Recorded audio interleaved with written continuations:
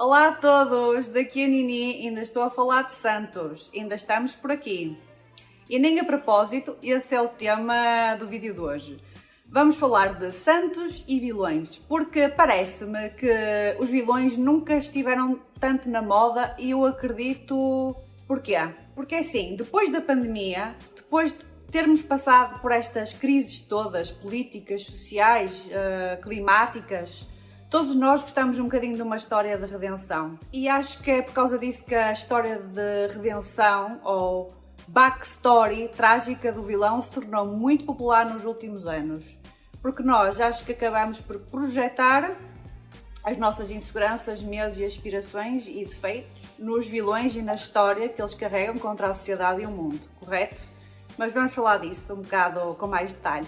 Eu acho que é por causa disso que andamos todos imergidos nesta história do vilão. Na semana passada falámos do Sauron, mas já acompanhámos a história da Cruella, do Joker, do Darth Vader, do Daemon Targaryen, do Walter White, da Rhaenyra Targaryen, do Aemon Targaryen e tudo mais. Parece-nos que toda a gente agora precisa de ter nuance, precisa ter uma justificação.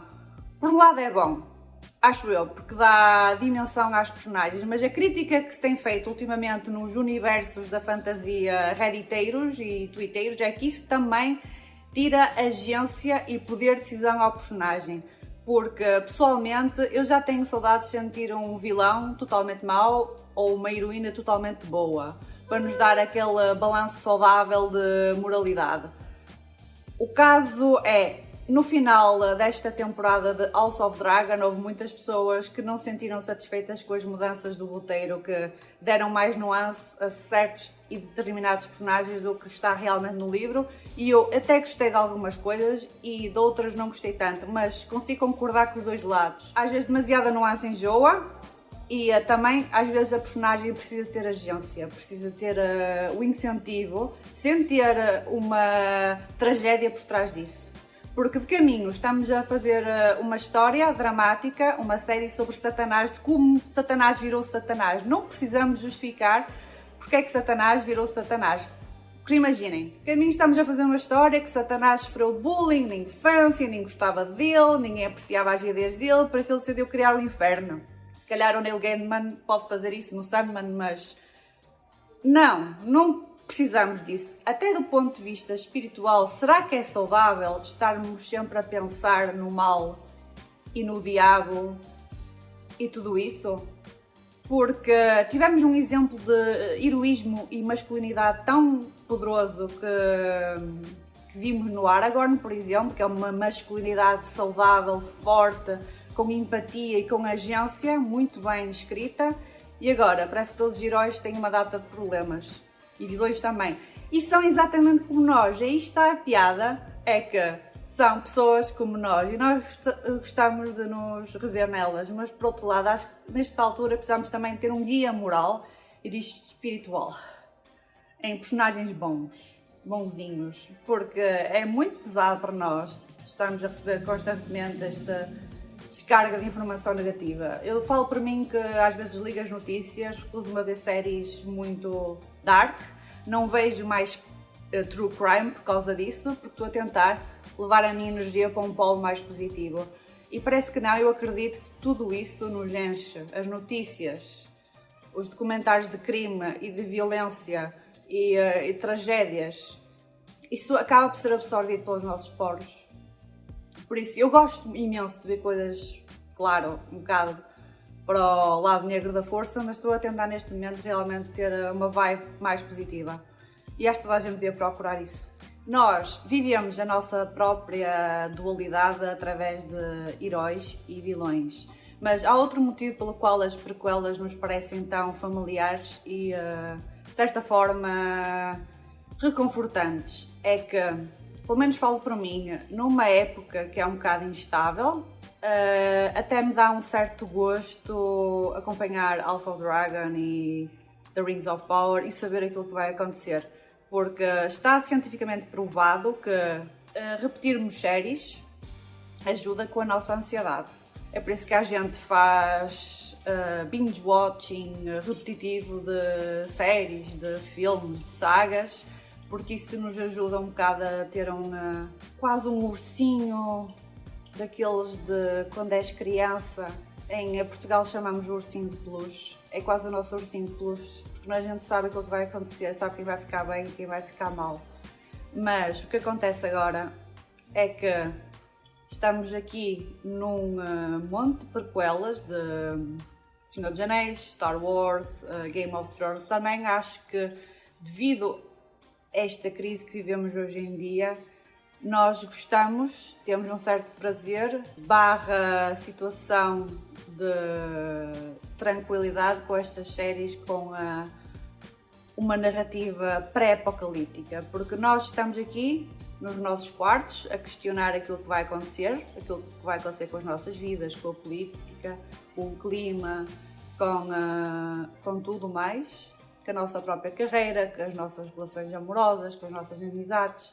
E ao vermos realmente estas séries, dá-nos algum tipo de conforto. É como vermos velhos amigos e já sabemos o que vai acontecer, e nós que lemos os livros temos um bocado de complexo de semideus, porque achamos que sabemos mais do que os outros, e acho que há muita gente zangada por causa disso, porque é como tirarem esse ursinho de peluche e lançar-nos assim no escuro. É essa a sensação. Existe uma técnica que é usada pelos roteiristas e gentes de teatro, que é a ironia dramática, que é um veículo de ironizar o personagem e as suas situações quando nós já sabemos aquilo que vai acontecer. É um mecanismo de usar referências, como nos Anéis de Poder nós fomos constantemente bombardeados pela incompetência do Isildur. Isso é ironia dramática, que acho que foi muito utilizada até em demasia, até que enjoei. Isso é um exemplo. Então, todas estas séries têm uma dose absurda de ironia dramática, na minha opinião, que até se pode tornar um bocado demais, porque parece que a série se torna um meme no final. Querem tanto agradar ao espectador, envolver o espectador e explicar as coisas ao espectador, que se perdem ali na sua própria ironia dramática, e é só tipo ironia parvalhona, certo? Mas pesquisem, é muito interessante, e acho que nós gostamos dessa ironia dramática agora precisamente porque nós queremos saber aquilo que vai acontecer. Nós queremos ter certezas na vida, queremos saber o que é que aquele personagem vai fazer, queremos entender e sentir que entendemos. Mas ao mesmo tempo acho que depois o roteiro se abusa desse mecanismo de narrativa, está a chamar o público de burro. Portanto, eu acho que não deve ser abusado assim tanto.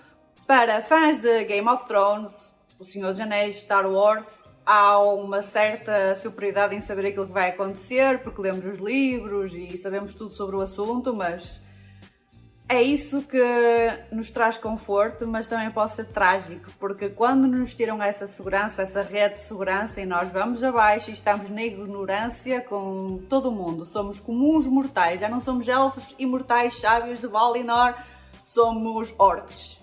E estamos a chafurdar na lama com os outros orcs, e nós não gostamos dessa sensação, mas eu aprendi a apreciar essa sensação, tanto na fandom do House of Dragon, tanto na fandom do Senhor dos Anéis, Star Wars, Dune e todas as coisas que eu gosto. E é isso que torna as coisas interessantes, vamos tentar ser surpreendidos pela positiva. Eu sei que ainda me vai revoltar muita coisa, mas eu estou de boa. Outra coisa, eu realmente adorava ter a Veigar como dragoa, porque eu ando aqui de um lado para o outro, eu vou para o Rio de Janeiro para a semana, assistir a um Major de Counter-Strike, outra paixão minha, e eu faço disso a minha profissão. Eu trabalho na HLTV, um site de notícias de Counter-Strike, e estou cá para cobrir um Major, na realidade. Então, dava muito jeito ter uma dragoa como a Veigar, porque assim eu podia andar com ela de um lado para o outro e até depois voltar para Portugal e depois ir à China, porque ainda queria ver uns campeonatos de League of Legends lá. Imaginem, porque na Veigar, aposto que debaixo daquela crosta dava para meter uma bagagem. Assim não tinha de pagar bagagem extra, porque aquela velhota está cheia de crostas e eu metia as minhas bagagens todas debaixo das barbichas dela. E assim não tinha de pagar peso extra nem nada disso. É o meu sonho andar assim de dragão. Os outros dragões são pequenininhos e eu não queria. Eu queria ser a Visenya, não é? Visenya, a dona do Veigar, e queria andar por aí pelo mundo. Mas por enquanto estou aqui em Santos, para a semana vou ao Rio de Janeiro e depois pois não sei. Estou a gostar de estar aqui em Santos, muito. E olha, vemos para a semana. Beijinho. Façam like e subscribe, espero que tenham gostado deste trecho.